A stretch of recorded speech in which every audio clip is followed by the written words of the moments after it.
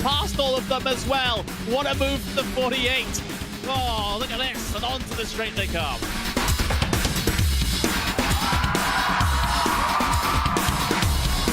Brilliant move there from the number 40 to make it through. That left-hander sliding up the inside, going up now over Hawthorne Hill, down Pilgrim's Drop, and it's brilliant stuff here at Brands Hatch.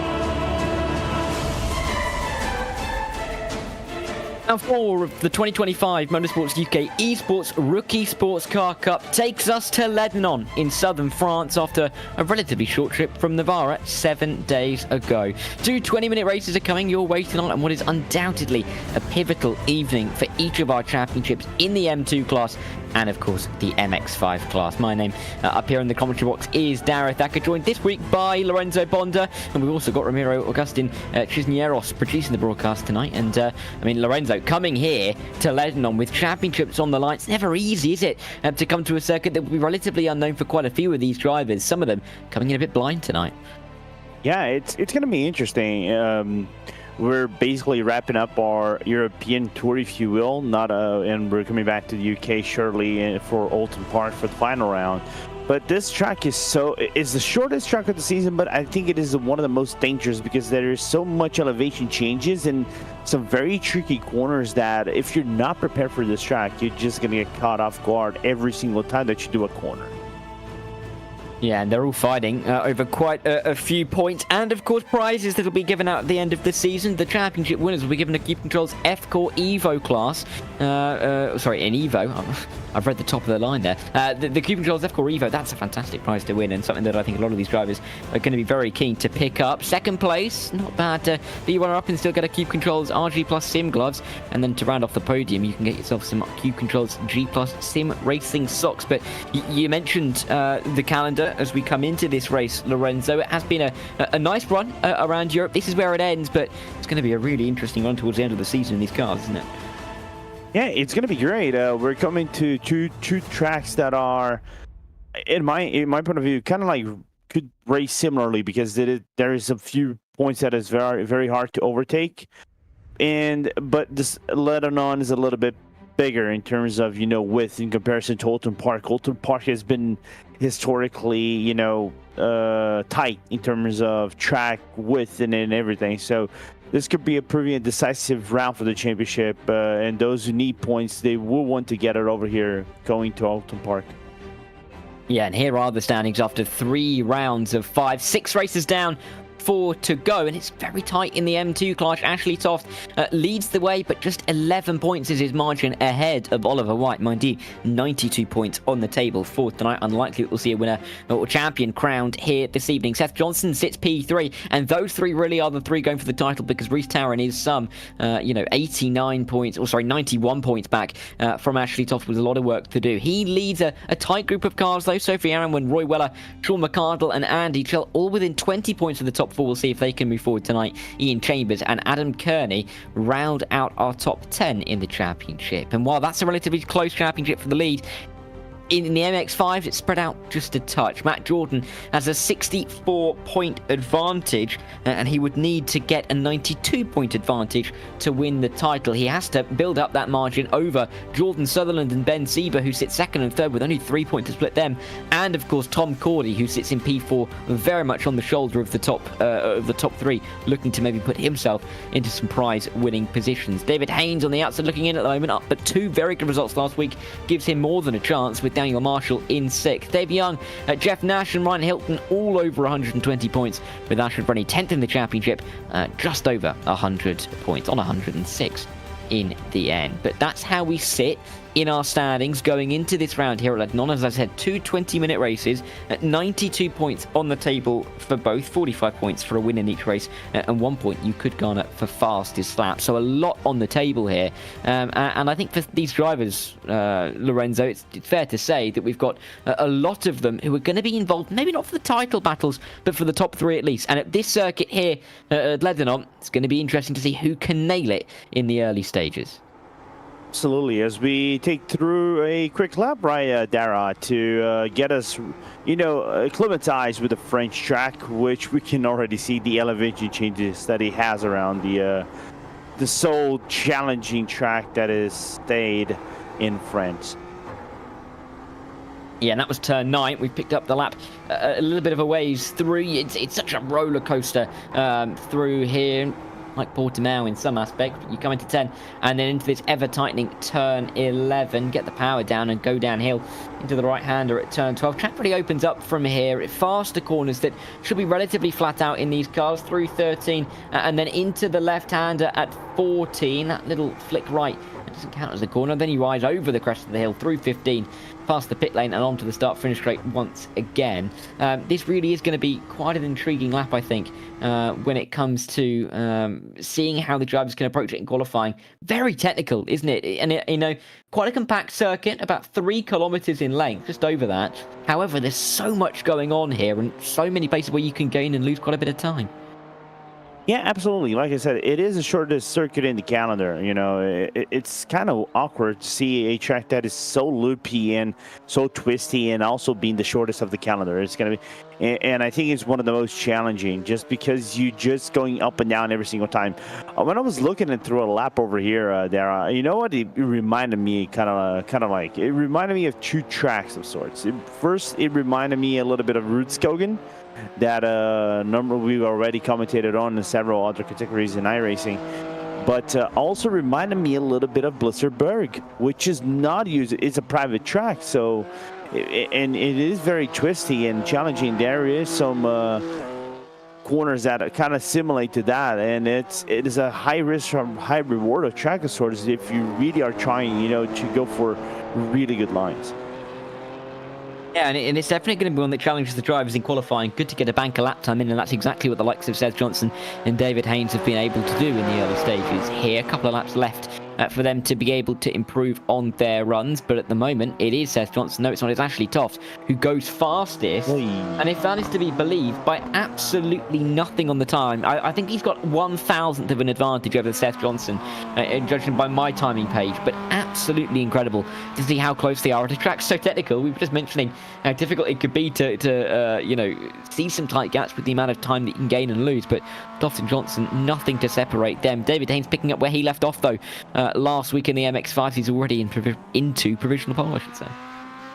Yeah, it's insane how close the track is in terms of timing between Toft and Johnson. Just relatively 1,000th of a second, and then Reese Tarrant decided to shut us up and say, "Oh, I'll go 5,000th of a second faster." Yeah, really impressive to see how close these guys are. It's so close at the moment, though. That top 4 is by 52 thousandths of a second. And to be P3 and 5 thousandths of a second off provisional pole just gives you a sense of how competitive this championship has been. Reese Tarrant really needs a good result tonight if he's going to get himself in towards championship contention. He's got a few points back, but after missing a couple of races, he will feel like he can and does have the pace to bring himself back into it. Ian Chambers yet to set a lap time in this session as he runs to the line. What's it going to be for Ian Chambers? Are we going to see any time from him pop in now? We're going to have to sit and wait. He will go again. No lap time just yet. But yeah, as Ashley Toft comes into the pit lane, Reese Tarrant, he's stealing a march, but you think about how close those 3, if you put those laps side by side, we're talking centimeters apart, aren't we? Yeah, it's nothing. It's barely even a car gap if you think about it. Like even 0.2 of a second between Ollie White and Reese Tarrant, right? It's literally nothing. Then as Sean McArdle, and when he goes into 6th place, then it's about a car or 2 car lengths that would go to Reese Tarrant. But anyway, it's so it's so close. It's impressive. And the gaps are actually coming down a little bit. Came down a little bit on the MX5 Cup with David Haynes still in the pole. But I think top 3, of course, separated by 0.3, but I think top 4 is separated by 0.5 of a second. Yeah, it's crazy. 500ths is all it is to split those guys. Ian Chambers just about going to hook it up as he runs his way back towards the start-finish line. He's got his way out of turn number 11, now through 12, and then was plunging down the hill through 13 in towards 14. But he's going to be looking to put himself in contention here for the Quatermass team.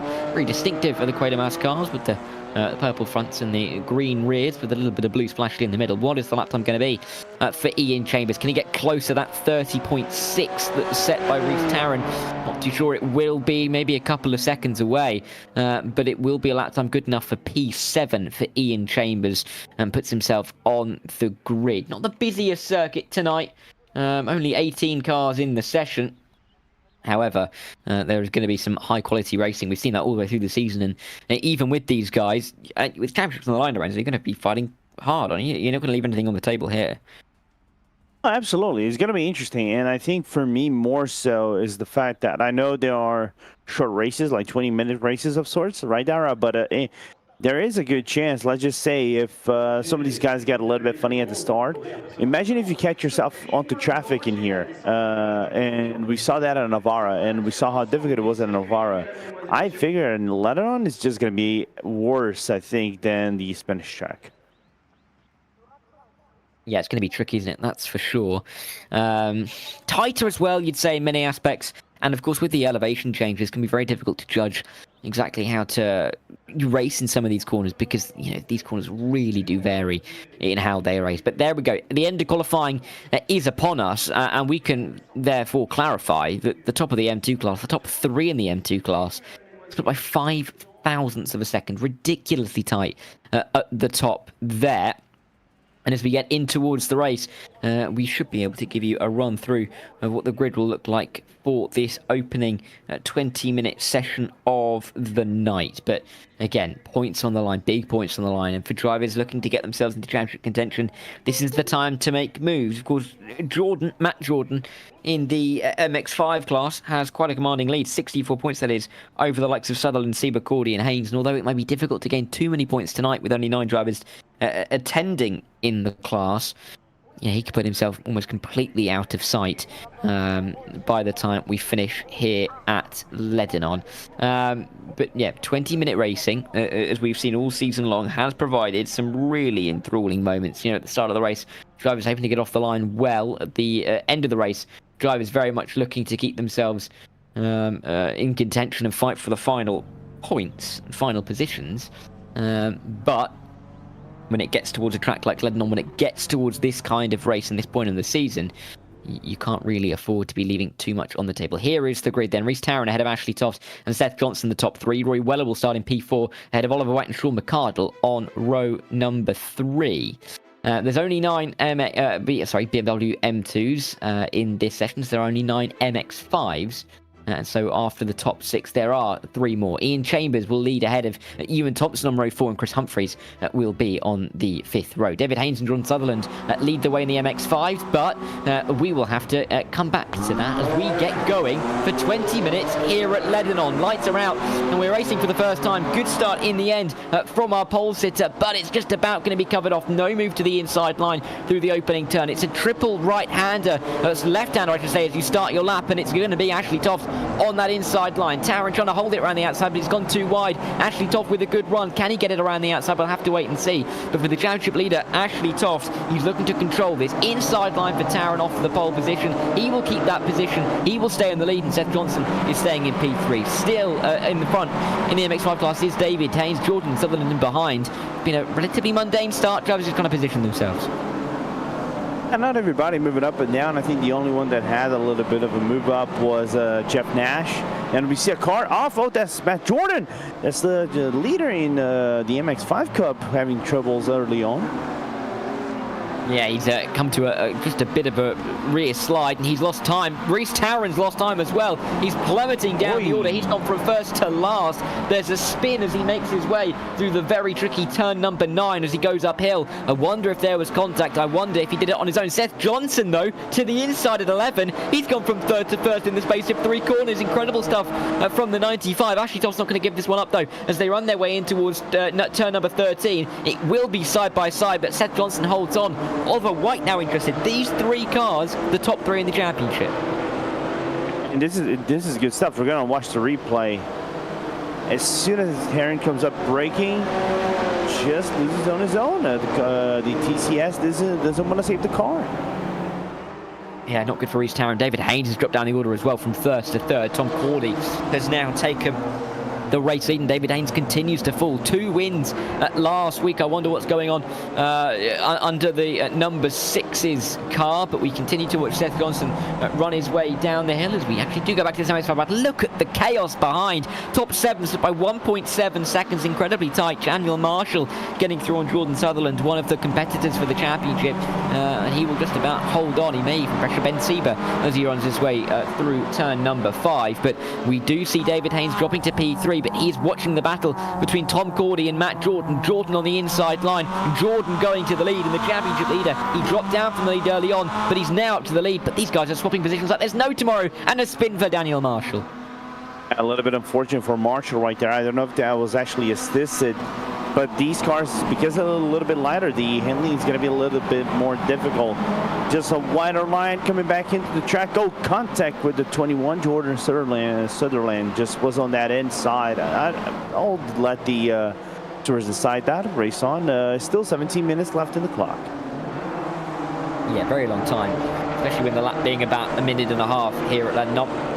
Lots of overtaking opportunities are going to be afforded to the drivers over the course of this race, and one of them is going to be down at turn number 1, where Oliver White may look to make a move on Ashley Toft behind Seth Johnson, our race leader. Ashley Toft is the championship leader. However, he's under pressure for his P2, and he's under pressure for his championship lead. Of course, Oliver White is his closest rival, and at the moment is the closest driver to maybe offsetting him from P2. Nothing that's going to be ending up happening down there. Meanwhile, in the MX5s on the bottom, we see Matt Jordan just about holding on. Up the inside comes Ben C. Oh, that's actually David Haynes. I apologise. The M2 getting in the way just up in front. But David Haynes to the lead of the race. Tom Cordy interested on the back of Matt Jordan.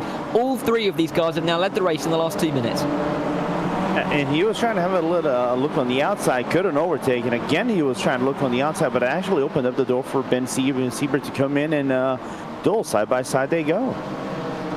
Yeah, incredible battling. That is Reece Tarrant actually just in front of the MX5s. Of course, Reece Tarrant, who spun himself off of the start from the lead in the M2 class, so he should disappear up the road towards the likes of Ewan Thompson and Ian Chambers. But this is the kind of circuit that demonstrates there isn't a lot of difference in terms of pace between the M2s and the MX5s. On the top of your screen, Oliver White gets through, and Ashley Toft gets back through, and careful, here comes Roy Weller trying to make his way through turn 13, but it's going to have to sit and wait behind. Toft hangs on, but all of that battling allowing a little bit of an escape from Seth Johnson now.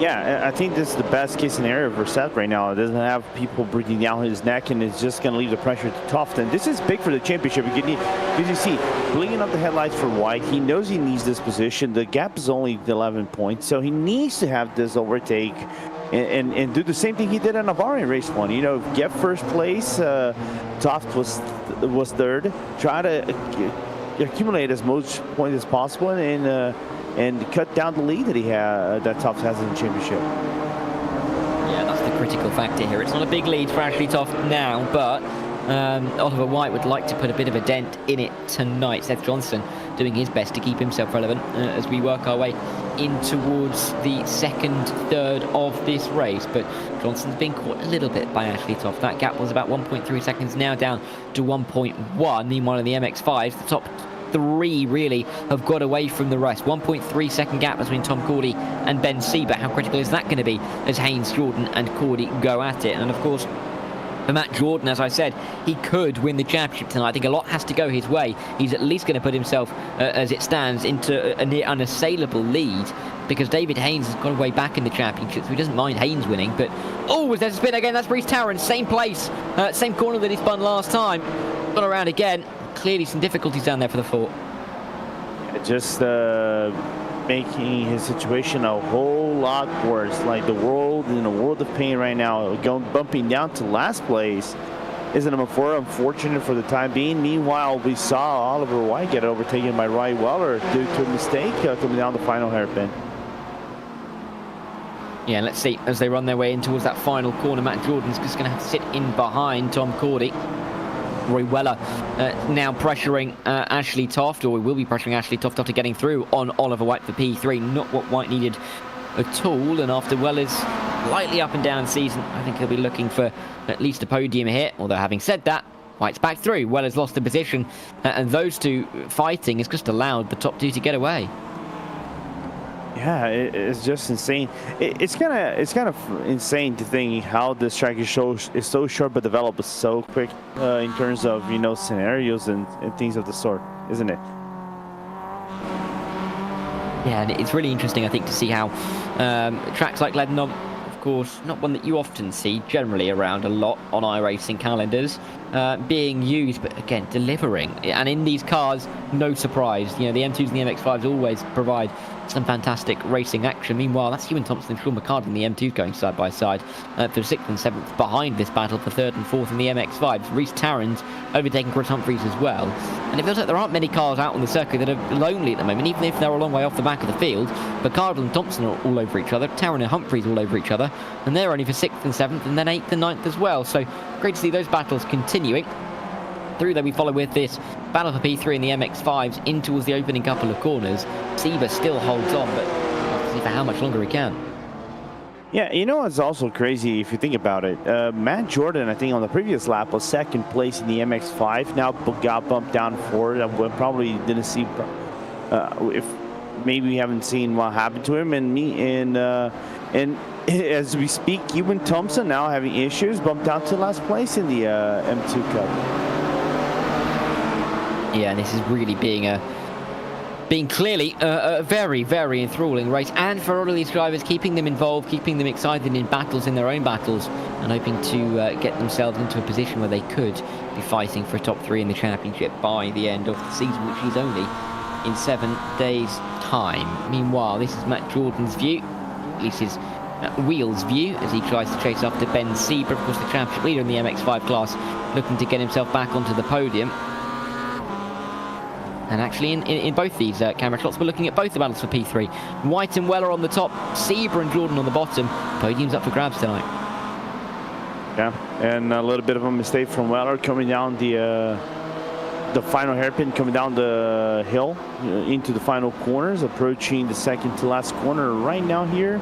Dara, good advantage for Oliver White. Just a moment to breathe from Ryan Weller's pressure that he had a few laps back. Yeah, it's a lot of pressure being applied, isn't there, at the moment? And no surprise, these are really important points for every single driver now.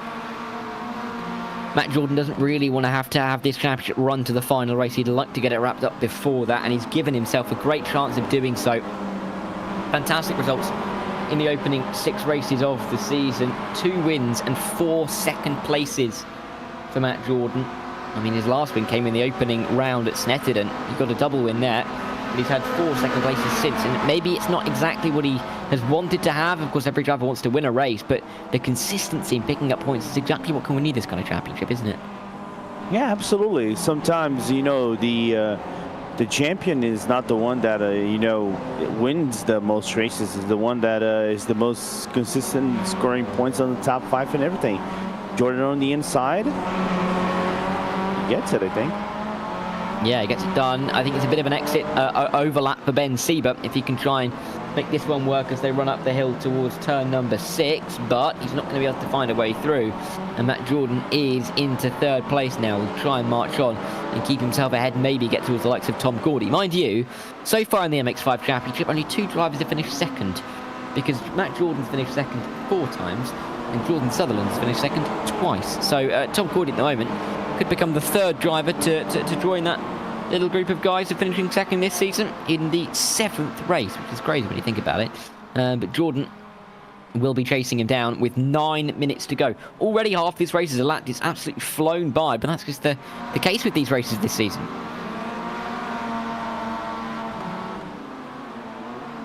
Which is always good stuff in the books, by the way. From what it looks like, I saw Ewan Thompson. I think he probably had some damage. Dara came into the pit lane, came back into the box, into the race already. Was just in front of the battle for third place just before we saw Matt Jordan do the overtake on the second hairpin. Yeah, exactly so. And it's never nice to have that damage, is it? Especially in the first race, because this race and the position that you finish here will impact where you start for race number 2. Ben Sieber having to battle away with Rhys Taran. That's not really what he wants to be doing. Rhys Taran himself will want to be clear of the MX-5, but there isn't much of an advantage for the M2 at the moment. Has to do this overtake to be organically, but all of this battling is losing Ben Sieber time on the back of Matt Jordan, and here comes Taran. Superior power in that M2. Will sweep ahead on the run into turn 6, just has to try and avoid the mistakes he's made at the right-hander. Just coming right up for Rhys Taran. Yeah, made him lose a little bit of time to Matt Jordan right there, and allowed him to open up, but the gap is still relatively safe. Around 2.5 seconds. Now 1 second. Just because of one BMW. And it shows how much traffic can impact battles like this. Sieber to the outside line as they're running towards 10. It will be 11 next. Is there any chance for the number 126? No is the answer. The up and under won't work through there, and Ben Sieber is going to have to accept sitting in 4th for the time being, a little bit longer at least. Matt Jordan is still 3rd, and with Rhys Taran getting away now, you expect he may be able to build up a bit of a margin as he did before, but then again, half of that margin was helped by the fact that Rhys Taran was fighting with Ben Sieber in the first part of last lap. So swings and roundabouts in that case. In all of the battling that we've seen, Jordan Sutherland's going in the back, and there he is in that black MX-5. He's running the turn. Absolutely.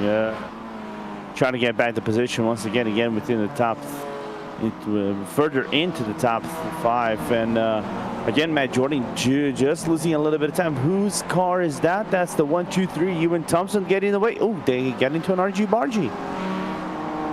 They're doing, it's going to give Sieber an inside line down the hill as they work their way in towards a very, very tricky right-hander at turn 5. It's the inside line for Ben Sieber. It'll become the outside line in towards turn 5. And he has to relinquish that position in the end, and we will see Ewan Thompson continue on very, very wide, though, in the corner is going to allow a move from the MX-5. The M2 should sweep back through, but Jordan Sutherland now on the back of Ben Sieber. He's gone around the outside at turn 5, and the 21 is ahead and into the top 4. Can he try and chase after Jordan for the podium now? Those two championship rivals.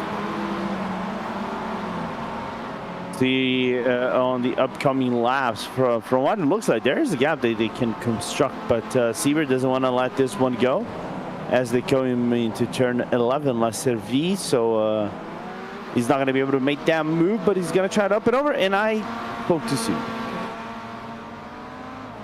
Because there is Ben Sieber off the road in the 126. He's now dropped to P7. That's not where he would want or need to be.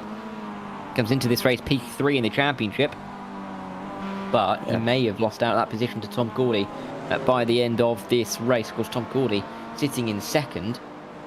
By finishing in 7th, that'd be an 18-point loss for Ben Sieber, and the gap coming into this race is 19, so maybe not quite, but it's going to be close. Sieber, this is what happened, losing the rear end, just going to be a little bit greedy on the throttle, and into the grass he goes. Yeah, not only that, but I think there's a little bit of an incline in the curbing itself, within the inside of the curbing, and as soon as he touched that, I think he just went full throttle, and the way the car bounced back, it reacted on the rears. Of course, this is a track that punishes a little bit more the right-hand side, especially because we have the triple left on turn 1 to 3, which is a triple gauche. So I think the car didn't want to grip up appropriately coming down the turn 11. And it's not the first time we've seen that so far. Of course, going up the hill, coming down the hill, the loads on the rear end are going to be different for the drivers, and it's difficult to judge really well. I do love that camera angle. You can see the Quatermass car in the background. I think it was Ian Chambers, almost looking like he's going up a cliff in the background. Such is the Elevation changes here at Lédenon in southern France, not a million miles away from Montpellier. And it's not far from Navarra, where we were last week. So UK Esports doing their work in keeping the air miles low. We wouldn't even fly, I don't think, between those two tracks. But at the moment, Jordan Sutherland is the one who looks like he's flying a little bit in terms of his pace. He's caught Matt Jordan after getting through on Ben C, but he now looks like he's a really good chance at getting himself onto the podium, which is what he needs to do when he has to gain points on the 86. Yeah, absolutely. Last lap for Sutherland right there was a 34.4, so that's a really good lap. 4/10 faster than Matt Jordan's last lap, which sits at 34.8. So we have ourselves a battle for third place, I think, with what, two and a half laps to go? Yeah, there's not a lot of time left. I think Seth Johnson, I think he might get to the line one more time, and will give himself an extra lap to have to run through. In fact, yes, he's just crossed the line, and at the moment he's pacing at 1 minute 30, so we'll have 3 laps to go in this race as he runs through the opening couple of corners. He won't be able to back off enough to shorten this to 2, but it means that for some of the guys at the back, they've got another, maybe even 5 minutes worth of racing left with only 3 minutes on the clock. Yeah, something like that, give or take. Have to see how much further up the field some of these drivers can get by the end of this session. Of course, all the results here will set the grid for race number 2. So Seth Johnson, by winning this race, would start on pole position. Same can be said for David Haynes back in the MX-5s. It'd be Haynes' 3rd race win in a row going back to last week. If he can hold on to this one with himself now having 3 laps to go. Still a little bit of a while for him. I mean, 3 laps to go, only 2 minutes on the clock. You wouldn't normally have that. Such as the timings here at Lédenon. Seth Johnson is going to give us an extra couple of laps. Ashley Toft has done well, hasn't he, to hold on from Oliver White. He looks like he's going to extend that championship lead. Yeah, but I saw the last few laps from Oliver White. He's been doing a little bit better, about 10th or so better than Toft. I don't know if Toft made a big mistake this lap and allowed the deficit to be cut down by 6/10 of a second. But Oliver White is pushing on these last 2-3 laps to try to get ahead of his rival in the championship, because he knows every point he can get is a win his books. Yeah, and that really is going to be, I think, a key factor for him coming into this race. And then, of course, the second 20-minute race that we have later this evening. There'll be a short little break in between. However, we will be back on it very shortly, and the drivers don't have too much downtime before they have to be back and raring to go for a second race here at Lédenon. And with the championship coming down to the points that it is, points so critical, that point cannot be overstated enough, because this is the stage of the season where championship challenges can really become fights or disappear and make next week relatively futile for a couple of the drivers. Jordan Sutherland doing everything he can to keep himself in championship contention by overtaking Matt Jordan and gaining himself a couple of points on his championship rival. And this is how he did it. Jordan went wide at turn 11, got into the gravel and slid that rear end out. Through went Sutherland, and he's now up onto the podium spot. P3 for the number 21. He will continue onwards. Ashley Toft still defending from Oliver White. Got another whole lap to have to defend, even though there's only 25 seconds on the clock, Lorenzo. And literally nothing. It's basically hammer time for Oliver White. He needs to get that overtake done by turn 1 of 3, in my opinion. Otherwise, it's going to be a little bit more difficult for that number 24 to get within second spot. One more lap to go then. Seth Johnson has led us onto the white flag lap. Ashley Toft, Oliver White fighting over P2 and 3. They've got a big gap back to Roy Weller behind, who's on his own, really. Big gap then behind to Ian Chambers. So this really is the battle at the front of the field.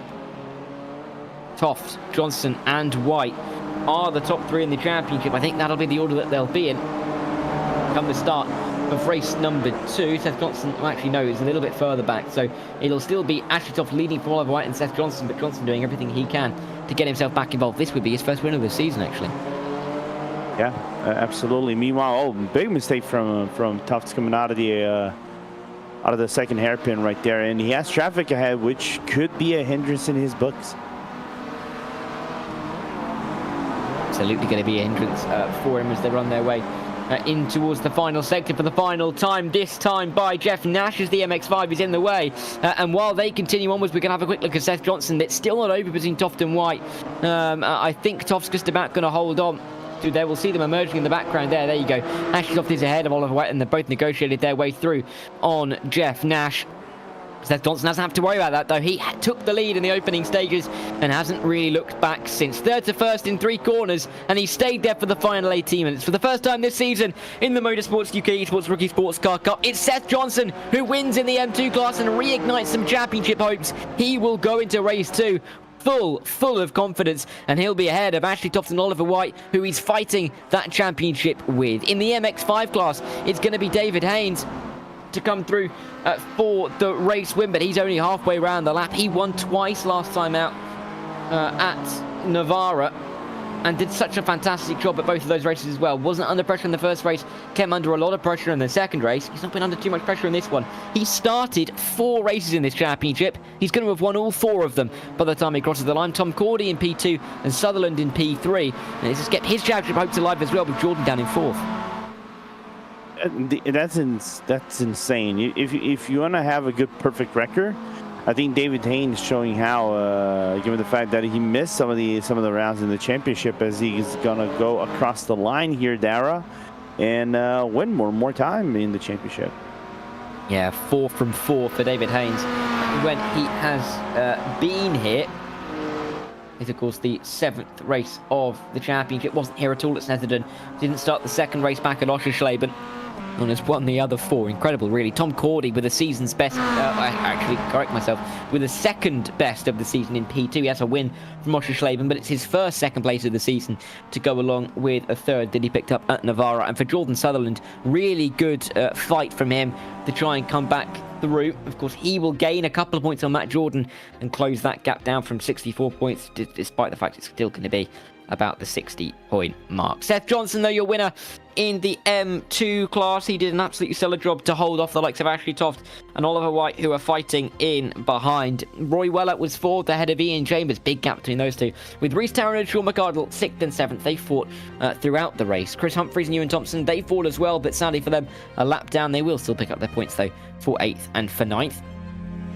Johnson getting the fast lap of the way gets him an extra point. In the MX-5 class, there is a win for David Haynes yet again. 4 seconds was the margin ahead of Tom Cordy. Jordan Sutherland with about another 2.5 back in P3, with Matt Jordan slipping to P4 by the end. David Young and Harley Byrne had a great battle in the end for P5 and 6, only 3/10 between them at the line, with Ben Sieber dropping after the spin to P7. Jeff Nash and Daniel Marshall a lap down in the end, but still picking up their points for 8th and for 9th. Now, with Haynes, Cordy and Sutherland having a very good race in the MX-5s, with the other only drivers having a good race. In the M2s, it was a race win for Seth Johnson, who joins us now. And Seth, congratulations, first of all, on that race win.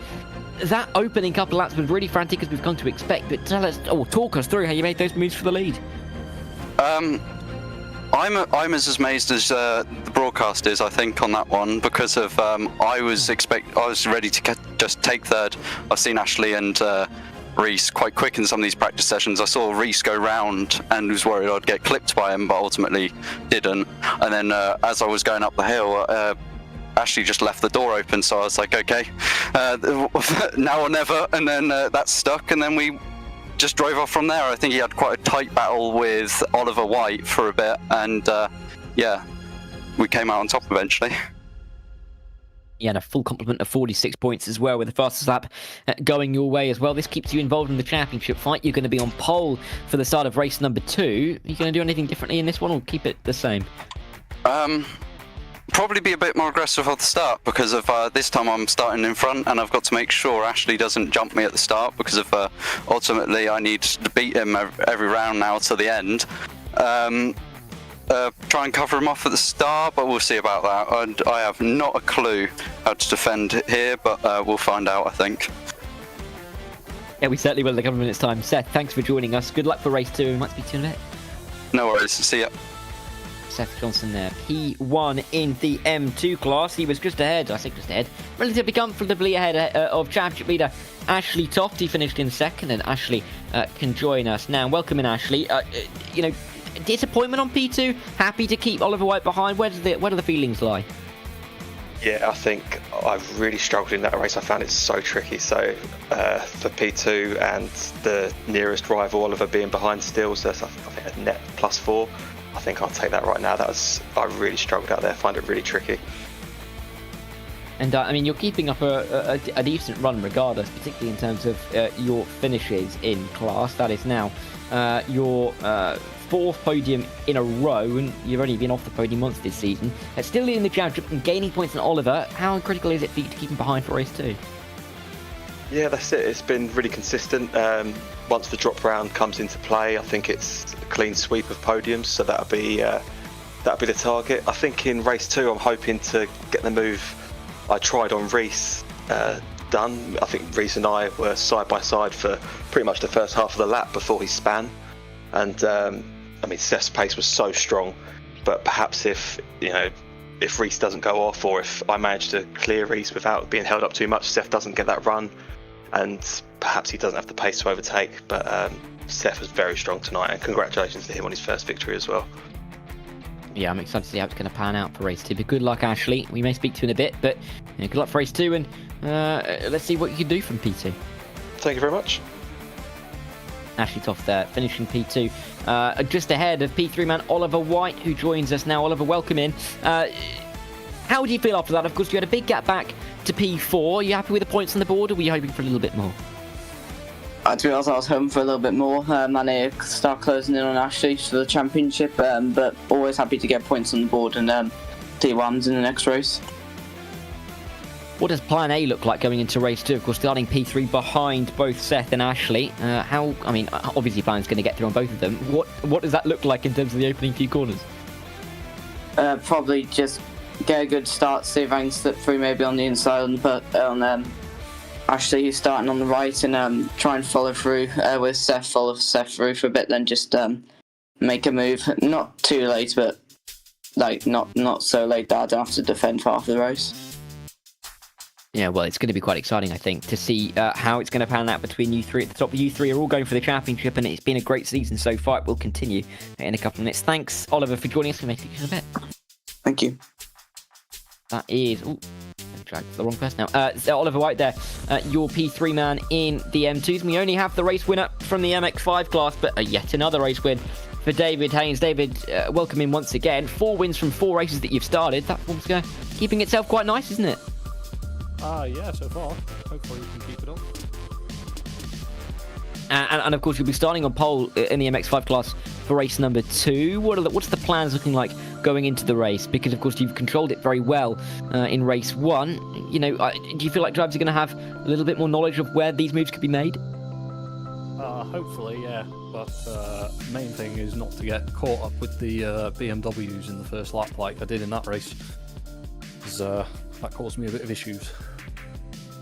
Yeah, we saw it for a few drivers. Even behind you as well, getting themselves caught up midway through the race. But thanks for joining us, David. Good luck for race 2, and we might speak to you in a bit. Thank you. David Haynes there, in the end, your P1 man in terms of the MX5 class. And that is everyone who's come for a chat between races 1 and 2. We're going to be loading into race 2 soon, Lorenzo, but we heard it there from Oliver White, of course, trying to get through on the inside of turn 1. Such an open entry to the corner. And we could see a couple of drivers jack it up the inside there. Yeah, because it's kind of like if we have a little bit of a comparison, you know what that triple left looks like. Of course, it slows down once you come from the first corner into the final 2. That kind of come back to back. It assimilates a little bit on how Turkey drives, because I think Turkey would be the only track that we probably know has a triple F-hander in a sequence. And it's very tight, but if you take the one way wrong, or if you take a certain line different, it opens up the other ones for you to maybe attack on, especially when you go in what would be the exit of a corner. It is the entry of the other one. So it's a sequence that you really cannot mess it up. It's just you have to get the first one right and the other ones in the flow as well correctly. and big for the championship as well, of course. Johnson, by winning in that race, is going to be gaining a few points on some of his rivals. Now, the way the points work here in the MS UK Esports Rookie Sportscar Cup, it's not a mouthful at all, is that if you win, you pick up 45 points. P2 picks up 39 points. P3 picks up 34 points. So for Seth Johnson there, after coming into this race, you know, some, 41 points back from Ashley Toft, he has gained 6, so it's not the biggest gain, but he's now 35 points back from Toft. But he is now only some 21 points back from Oliver White, so definitely catchable, if not for P1, for P2, and to start on pole position here is going to give him a great chance at going for even more points, and you never know what can happen behind. If Toft and White slip back, then he could be right involved in the championship by the time we get to next week. Oh yeah, absolutely, and we always like to have a good saying, like every human has his dog day sometimes, right? Why can't it be on the next round? You know, let's just say worst case scenario happens for their opponents in the championship and a door opens up for you to take it on. You know, you're not gonna accept that. Dara, let's just say you're a competitor and you're fighting for the championship and there's a door open for you in the final rounds. You're consistent over here. You're not gonna take that. You're not gonna take that door. You're not gonna go in there and check it out.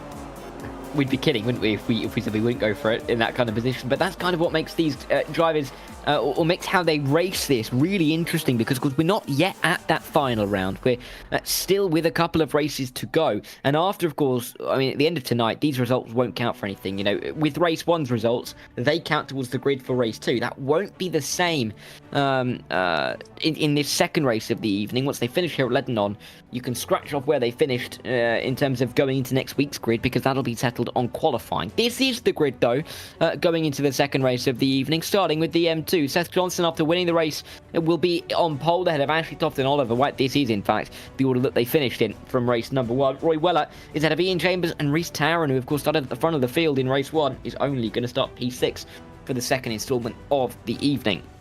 Sean McCardle, Ewan Thompson and Chris Humphreys, the 3 drivers that will round off the back of the grid and will just be ahead of these MX-5s. David Haynes, 4 wins from 4 of the races he's been able to start. Will start on pole position again. Let's see if he can make it from 5. There was Tom Cordy alongside him. Seba, Nash and Marshall towards the back of the field will be looking to try and catch off the likes of Sutherland, Jordan and David Young. But as we get going for the second race here at Lédenon, Seth Johnson looks to control the lead. Good start though from Ashley Toft. He's got away from the line absolutely beautifully. They all slip into line, those single file on the run in towards the opening couple of corners, and you can see that defensive line on the inside from Seth Johnson. Slight contact there with championship leader Ashley Toft as he looks to come up the inside, with Oliver White poking his nose in as well. Johnson around the outside, hoping to keep his foot in, will keep the lead as they make their way in towards turn 5. Same could be said for David Haynes in the MX-5 class, although he is getting a little bit stuck behind those M2s. Outside line for Oliver White in the M2s goes from 3rd to 1st. The 24 with an astounding move to get himself into the lead. Ashley Toft through on Sean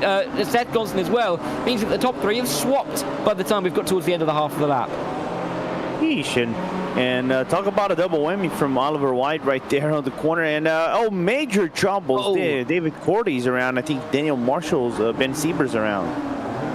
Yeah, Tom Cordy, that is going around. Harley Byrne involved as well. Not what they needed off the start. The top 4 clearly away. Inside line for David Haynes on the bottom of your screen. He's got through on Chris Humphreys in an M2. Is Seba and Berner having their issues towards the back of the field. Incredible move from Oliver White to get into the lead of the race so early on. Let's see if he can pull away here. Is Ashley Toft going to have to be consigned to yet another P2? We'll wait and see, but yeah, Seth Johnson from 1st to 3rd, that wasn't his plan, and we were talking to Oliver White about his start. I don't think he could have thought it was going to go that well, right?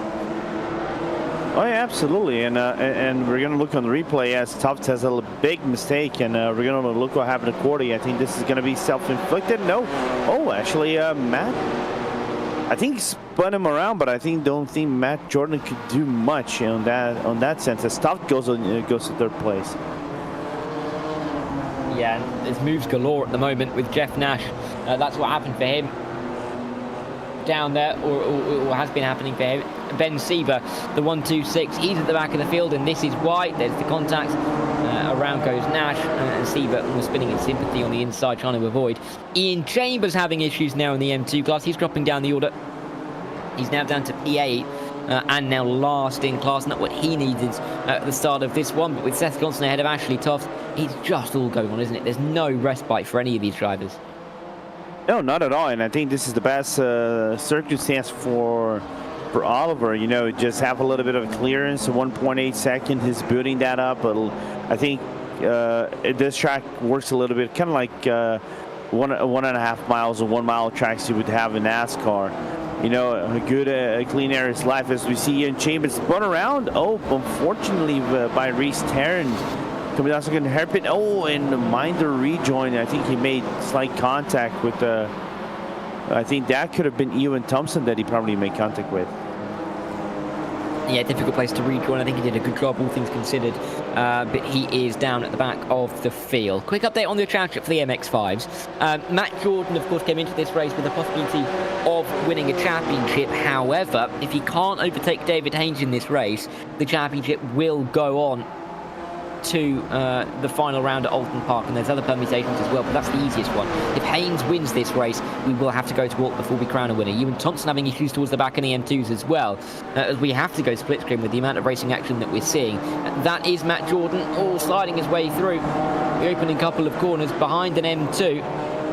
Oh, look at this. 3 M2s all over each other. That's Humphreys, Chambers and Thompson. And then the 2 leaders in the MX-5s. Haynes just trying to hold on here. And Jordan on the outside line stuck behind the 1, 2, 3. It's mayhem at the moment. Yeah, and we're kind of like getting flashbacks from the previous race at a certain spots in the track, don't we? So it's insane how that is actually kicking off. I told that traffic was going to be a talking point at a certain moment in this race on how difficult it is, because you're going through a constant roller coaster effect into this track. Yeah, I mean, oh, that's a bit of contact though with the 1, 2, 3. Ewan Thompson has hit David Haynes, and now Matt Jordan has slipped through inside line into towards 10 and 11 for David Haynes. He will get that position back as we see a Wideman free in Chambers. It is just chaotic. The M2s are faster down the straight, but I think particularly with the likes of Humphreys and Thompson, as Chambers spins around again, that they're maybe not as confident in the car through the corners as the MX-5s are, so they're losing the time in the corners, gaining it back on the straights, and it's just providing this chaotic middle phase for the drivers. Yeah, and I think this car is a little bit sensitive in terms of steering, and once you spin it, you have to take a little bit, drive more cautiously, try to cool down the tires. And unfortunately, that wasn't the case, as we see Harley Byrne and Jeff Nash into the pit lane already, and Matt Jordan trying to go on the chase of David Haynes as he gets blocked massively by, I think that's Ewan Thompson ahead of him, following down turn number 4. Yeah, and he goes Haynes into the lead. To the outside. Yeah, outside line for Haynes. Jordan's on the inside. Is there a move back for the race winner from earlier? No. Matt Jordan now takes the race lead. And I think a couple of sums are going to have to be done by me in terms of that championship gap. As they run their way through, though, 14.5 minutes to go. How's only 5 minutes gone in this race? Action that could have lasted us all 20 minutes occurring. But careful of Jordan Sutherland here as well. He was the closest challenger to Matt Jordan coming into this race, because that's not confusing, Matt Jordan Sutherland, but those two at the top of the championship.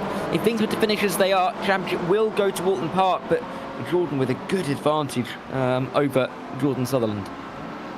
Yeah, some would say nearly unreachable, but here's the problem. Oh, Thompson getting spun around, and there's some marbles. Not marbles, I'm going to say. That's gravel at the inside part of the corner that is going to take some of the grip away of the cars. Yeah, like a suburban. And Jordan got bumped to third. Yes, Jordan's down the order. What's happened to Matt Jordan? Oh, there's no front end on that car. Oh, good dear. I mean, I've not even seen a car look that bad in quite some time. What has happened? This is Matt Jordan. This isn't Tom Cordy. Tom Cordy's continued onwards. Oh, no, this is Tom Cordy. Oh, yeah. What's happened here then? So Ewan Thompson's gone in towards turn 11. The 1, 2, 3 has obviously spun after contact there with Chris Humphreys. Then what's happened behind? Because Tom Cordy got it all wrong. He's coming down through 11, through the gravel, and he's been involved across the road.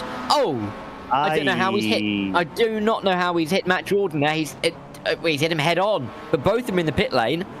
Incredible scenes. I've never seen anything like it.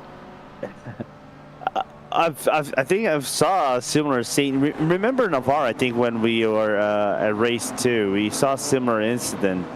I'm not gonna say similar, but not in this magnitude. But it happened, I think, with Daniel Marshall and someone else. I would have to look on the VOD to try to remember the scenes. But we're gonna look what happened to Matt Jordan. I think Chris Humphries got slow on the corner, came back around, spun him, and the rest is history.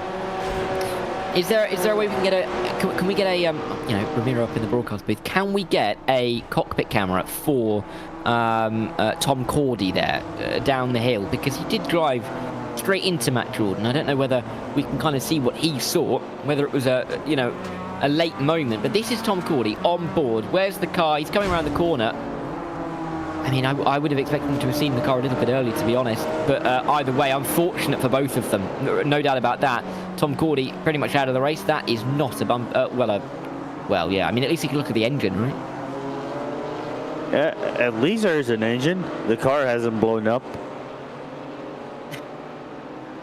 But he's in the pit lane, which wasn't ideal. And right towards the back of the field now as well.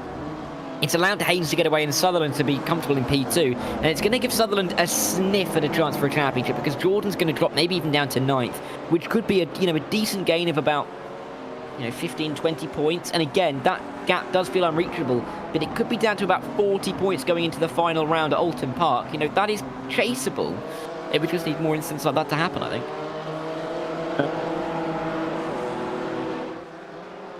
I'm in shock, because remember that talk when we had that every human has its dog day? Yeah. Oy, ow. I don't want to be the repair shop that is going to be doing the repairs for either one of those guys. No. Virtually speaking, of course. Well, I mean, think about what it would be like if that was real life kind of contact. There'd be carnage everywhere. There'd be bits of carbon fiber all over the road. In oil. And yeah, exactly. Oil, parts of the engine would be horrendous. Luckily in the virtual world, but yeah, just about going to be saved. I mean, if that had happened, that'd be undoubtedly a red flag, of course, in the real world with the amount of debris that we'd see. But thankfully, in the sim racing world, we can just keep racing, cars clear, and we can continue onwards and keep an eye on this battle for P2. Johnson ahead of Toft. They haven't been able to catch Oliver White in all of this. Yeah, I'm quite surprised to see the battle still alive, because there was a little bit of gap, I think, opened up by Toft and Weller specifically, but I think the way that Toft is trying to get ahead of Johnson in the past few laps, I think opened up the door for Weller to come around, and Taryn is not far behind. If you look, the fourth car in this whole train, let's say about a second and a half back, is Taryn. So give one mistake, 2, 3 more mistakes in sequence, we can have a 4-car battle, fatal 4-way for the podium right here. We absolutely could. There's no doubt about that at all. We have to split screen it for a couple of the battles ongoing. P2 between Johnson and Toft. We've also got Ian Chambers and Humphries fighting over P7 as well. But I think really we're going to have to zero in on this battle for P2. By the time we get towards the end of this race, only 9 minutes to go. We may get an extra lap again, of course, depending on where Oliver White is. It was very close in race 1. We may see an extra lap in race 2. We may see the race shortened by a lap in race 2. We'll have to wait and see. But Seth Johnson doing everything he can to keep Ashley Toft behind. Not an easy race this to be pressured whilst also trying to chase after a lead. No, not at all. I would say the track doesn't help of sorts either, of course, and the normal gap between car pace is also very close. Like, I think I'm just looking through the last. David Haynes did a 34, whereas Johnson did a 30. So it's really close. Yeah, not much to split them at all. Jeff Nash involved here in the MX-5s. He's just about going to let through the 4 of Reese Tarrant. Tarrant as well, mind you, and Weller as well. They're somewhat involved in the battle for P2, not very far off the back. Obviously, Tarrant had those issues at the start of race 1, didn't he, at turn number 9. But he seems to have fixed those for race 2. And is very much in contention here. Very much involved in this battle for P2 by the end of the race. 8 minutes to go. About 6 laps or so in change, maybe 7. There's across the line one more time. Oliver White leads us. Seth Johnson, though, it's gained away from Ashley Toft. He's got a margin. And now can he use this to focus forward and try and zero in on the number 24? Absolutely. I mean, and this is good racing between everybody, and now Toft can breathe easy. We saw Reese's Terran's pace in race 1 being really good. I think he was one of the 3 fastest drivers in pure pace in the race, but I think he's just got really unlucky. So the door is going to open up for him eventually. You even have to check up right there right now to avoid making contact with Weller on turn 5. So eventually that door is going to open up for the number 4. It will. He's going to have a chance at some stage. Just a matter of picking his moment and making it happen when it matters, really. We do await to see when that will occur. It's not happened just yet. But that is not to say that we can't see a move in the final few minutes of this race. Looking at the championship battle, in the M2s, we still have the top 3 in the championship running in the top 3 positions, but there won't really be much change. Ashley Toft will still hold that championship lead, even if there's a bit of a gain by White. You know, the championship could come down to a handful of points with this finishing result. However, it's still going to be the lead for Ashley Toft.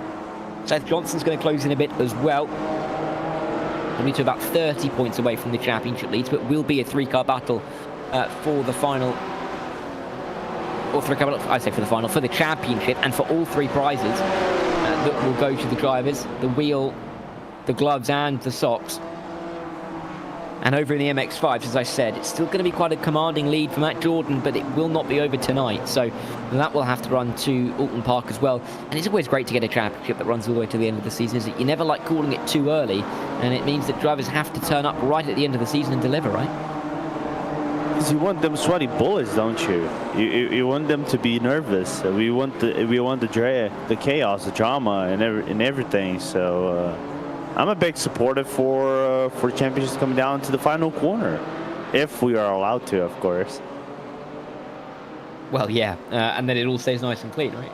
Disclaimer. Yeah. Before anyone says anything of the contrary.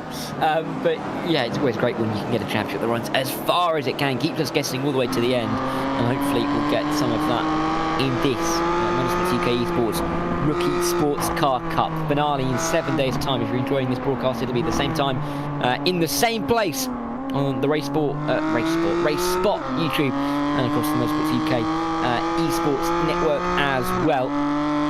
Of course, don't forget, tomorrow night is the penultimate round of the Abruzzi Prototype Championship, which finale will be coming up soon as well. Fantastic season of action in both championships, I should say. From the Motorsport UK Esports series, as we always get. You'd think by now I'd be used to saying that, but here we are. 4.5 minutes to go. Move for P2. Seth Johnson is dropping down the order. Is he off the road? The 95. Where's he gone? Oh, he's back up in P2. Oh, it was just a bit of lag there, it seems, and he flickers on the screen. But for a moment, I thought he was down and out of the race. You nearly made my heart stop for a moment right there, not gonna lie. For Seth, that would have been horrible, by the way. Yeah, I apologise, but when you have moments like that could be pivotal for a championship, particularly this stage of a race, it would be heart-wrenching. But this is what happened to Johnson. He's going to disappear and then reappear. It's not really nice to be the car behind him, is it?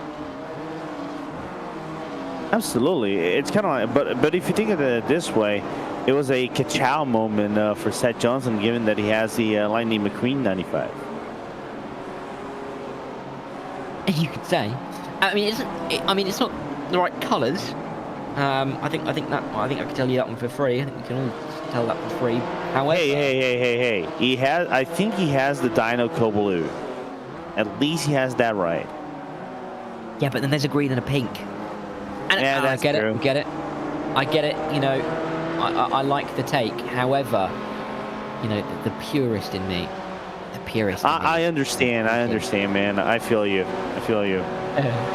Where are my little fire? Little bits like a fire on the side. Anyway, Matt Jordan, 86, championship leader, going wide through turn 9. I think he was letting through some cars. He knows that he's a lap down, so he was letting through some M2s, not wanting to get in their way. Respect there shown from him then, as he gets back on the road. Yeah, just letting through some cars. And he's just going to run towards the end of this race and try and pick up as many points as he can. Weller, outside line of Reece Taryn. And he keeps himself in front. Really good battling as they're on their way up in towards the difficult left-hander. Weller in fourth. This one's going to run to the end, isn't it? Oh yeah, absolutely. He could run all the way down into the finish line if Weller allows to. But Taryn has been looking for the past few laps. He's been looking. I think that's the second time twice he's been doing that at Virage de Pont. But I think he's going to get it on this one, or not. Maybe not. Good run around the outside. Always, or I say always. It's often easier around the outside when you're battling like that with such camber change, to keep it around the outside, keep your foot in, because you know where the limit of the track is. The car on the inside not wanting to push too hard and hit into the side of you. And you can see Reece Taryn being a little bit cautious on the throttle. Roy Weller knowing exactly when he could pin his foot to the floor, and it's worked out for him, and he stays in P4. We will have 2 laps to go then as they cross the line. Oliver White's going to give us one more lap before we see the white flag. Taryn, though, with a great run out of the final corner. He's got the inside line at turn 1. Yeah, he managed to cook really well the final corner. Anticipated the final corner, got a little bit slower on the entry, better exit, and still better, a little bit of a good grip, and forces Weller basically into the dirty line. He does. And it means that Taryn is going to make sure that he's in P4. Weller not really with much of an answer down the hill in towards this tricky turn 5. Such a long right-hander. However, Weller will have to try and find another way through with only a lap and a half to go here. But they continue onwards regardless. They've got a little bit of MX5 traffic to deal with, and then they should be good to the end. David Haynes, quick mention on him. Whilst, you know, they've been crashing behind him and having incident, he's made a 16-second lead. I mean, it's incredible, really, in a 20-minute race. It's downrightly insane. We've been talking about the consistency he has in terms of racing. Of course, like you said, didn't race at Oschersleben. But when it's kind of like whenever he's in, it's always kind of like feels like a podium guaranteed at least. And the consistency he has lap by lap. As said, Johnson goes away, and he comes back. Connections playing once again. But the consistency is there. It's insane. Yeah, for Seth Johnson, if he can just make sure he gets to the line, he will be fine. But as Reece Taryn comes to the line now, he will see the white flag in hand. Oliver White's already crossed that. We have 1 to go here at Lédenon for this evening's racing. Seth Johnson, Ashley Toft, 2nd and 3rd. Thompson and Humphries are fighting, but they're only fighting over 8th and 9th. Nearly a full lap down as well. David Haynes not really fighting over anything. It's been a relatively quiet MX5 class this time round, with only a few corners to go. Oliver White, that move at the start, really, really impressive. And it's going to see him if he can get to the end to a race win here, isn't it? That could be the move of the championship if that's the case. You know, going for an all-in movement on basically on the Virage de Pont on turn 5 and capitalizing on it. That's just great stuff. You know, that's stuff for champions. That's Johnson. I think again having connection issues on the final lap. Yeah, it's not easy. He's still just going to pump him up into P2 once again. But he's just behind Oliver White. You can see him just about emerging over the top of the hill. But for the 24 of Oliver White, came into tonight P2 in the championship, knew that he had to gain points on Ashley Toft, lost a little bit of ground in race 1. He's going to gain even more ground in race number 2 with only just a couple of corners to go. Really, really impressive move at the start. Set it up for Oliver White, and he's driven away from the rest ever since. And yet again, for the 24 to keep himself in championship contention, Oliver White wins here at Lédenon to round off the evening of action in the Motorsport UK Esports Rookie Sports Car Cup. Fantastic win for him. Seth Johnson gets P2. Ashley Toft continues his podium streak in P3, with Taryn and Roy Weller not too far behind. But whilst we've had 2 different winners in the M2 class tonight, Lorenzo, it's been all of the same in the MX5, isn't it, with David Haynes in the lead? Yeah, it's been the David Haynes show, I think, from start to finish. Matt tried to do something in race 1, try to get really close, but I think the battle that was brought by Jordan Sutherland and also Tom Cordy tried to bring the fight as well. Made that very interesting for the whole scope of the things. But the race 2, basically the crash, the incident that we had between Chris Humphries and Matt Jordan, eventually that was the the thing that decided basically this race, and it could open up the championship for David Haynes, like we've been talking to. Yeah, and he is going to make sure that the championship goes to Alton Park. Jordan Sutherland as well with a really good drive to keep himself very much in contention. He'll be second in the championship. It won't be close enough to Matt Jordan, but for David Haynes, it's 5 wins from 5 on races that he started. Incredible consistency from him. And he is going to put himself into unlikely but possible contention going in to that final evening of racing in 7 days' time. After the race, then, we can look at the results. In the M2 class, it was Oliver White who was the race winner, making that move early on and went from P3 to P1. Seth Johnson lost that one position and never really changed. Apart from that, same can be said for Ashley Toft. Second to third for him, but still will be the championship leader into Alton Park next week. Rhys Tarrant and Roy Weller keeping up their decent results. They look like they're going to have to settle for about 4th or 5th in the championship by the end of the campaign. Sean McArdle was very lonely in 6th by the end of that race. Ian Chambers, Ewan Thompson and Chris Humphreys 7th, 8th and 9th in the end. In the MX5 class, it was David Haynes who was the race winner yet again, this time ahead of Jordan Sutherland, who went from 3rd to 2nd. Good news for him. David Young getting a podium, quietly getting a podium, kind of keeping himself out of trouble in all of that, and that is his first podium of the season, after he hadn't actually picked up anything more than a P6 before tonight. So good news for David Young. Ben Sieber, Daniel Marshall and Tom Gordy all a lap down, all came into their own issues, as did Harley Byrne, Matt Jordan and Jeff Nash. 7th, 8th and 9th. But after that second race, it's only right that we will get to speak to a couple of our drivers once again. And waiting for us after a win from going from 3rd to 1st, we talked about how we could play the opening few corners. And Oliver, you played it perfectly.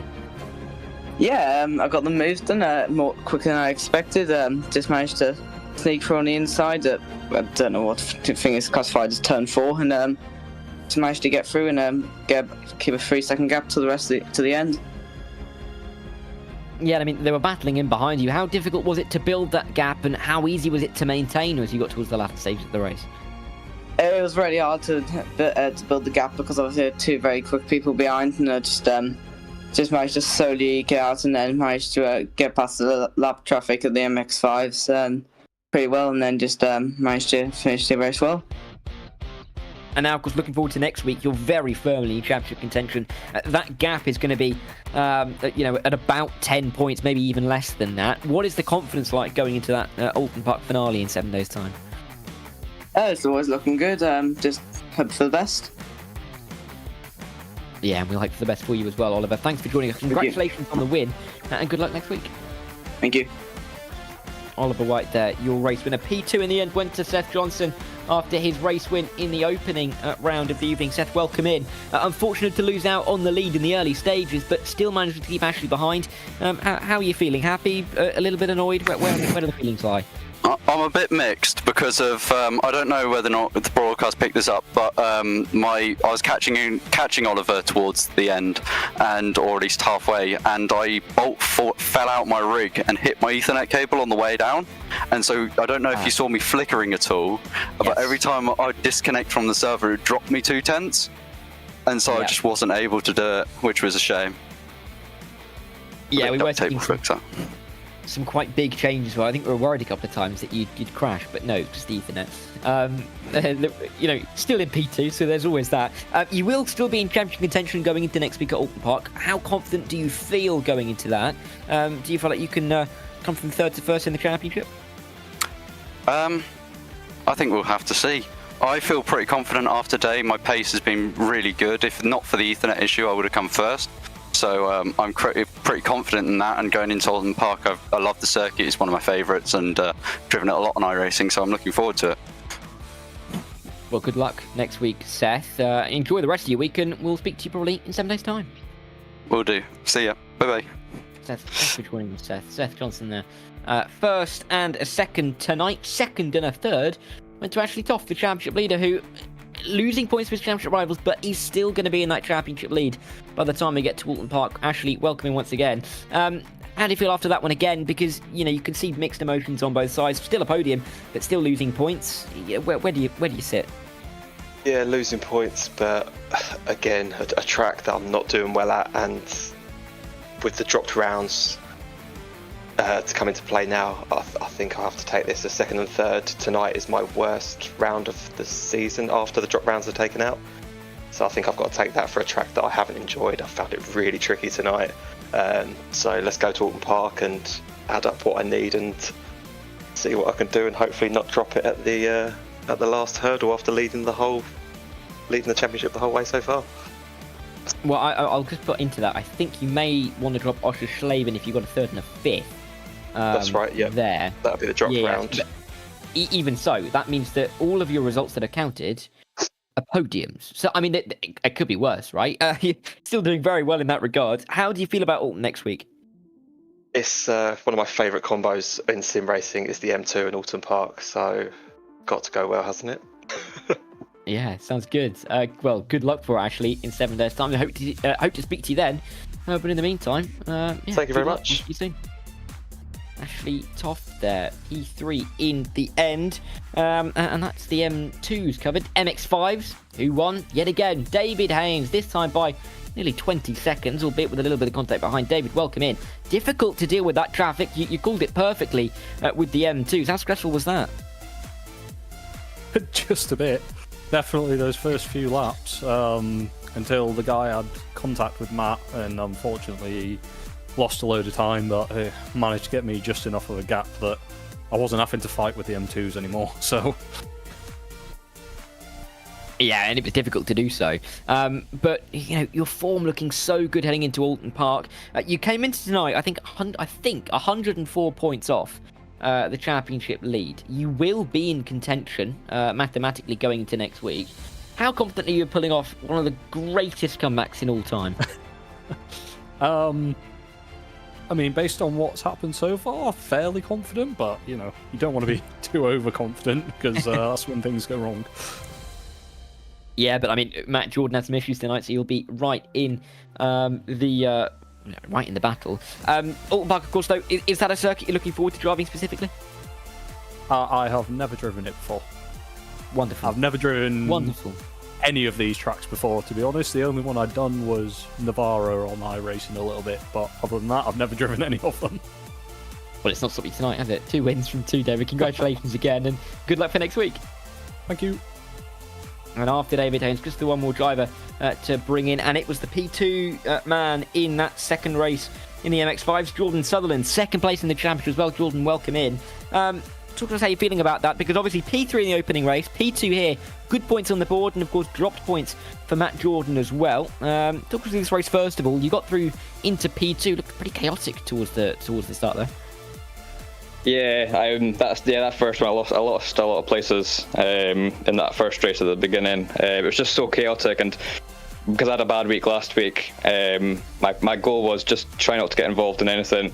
So I was happy to let them pass, and eventually, as the race went on, managed to make my way back through the field. So yeah, finished third that first race, and the second race was just as chaotic, but with more of the M2s. It was just I didn't know how there was not more barging and crashes. But yeah, that's when Matt Jordan got caught up and took a spin.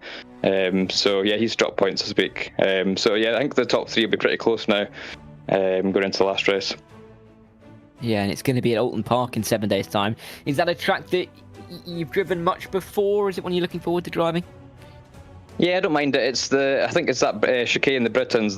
We've not got that, and that's not a corner I particularly like. So that with that out of it, yeah, I'm quite looking forward to it.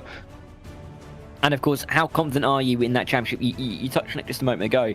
How confident are you in trying to pull back the lead that Matt Jordan had built up and maybe come away with the title?